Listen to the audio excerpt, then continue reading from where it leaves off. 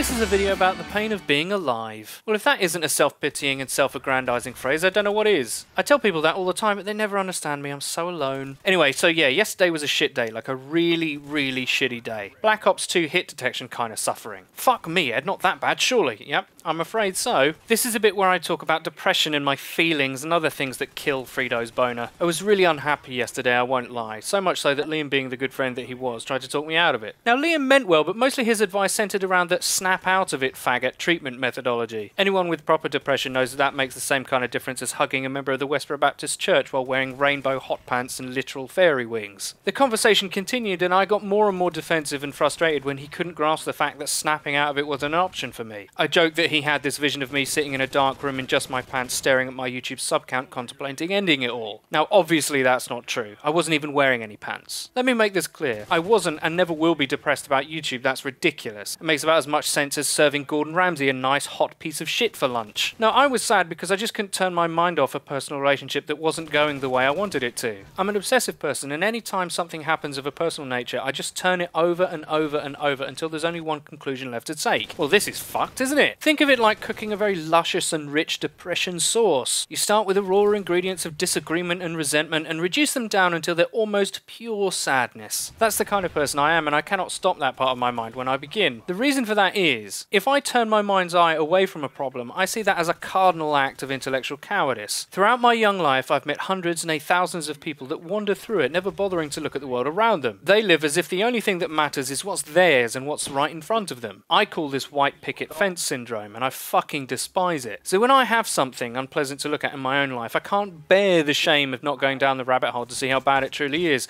That's why I get depressed. There ain't no snapping out of that shit, I can tell you. You wanna know the funniest bit though? I feel fucking fine today. The doer alone learneth. Yeah, thanks nature, you twat. Later, fegs.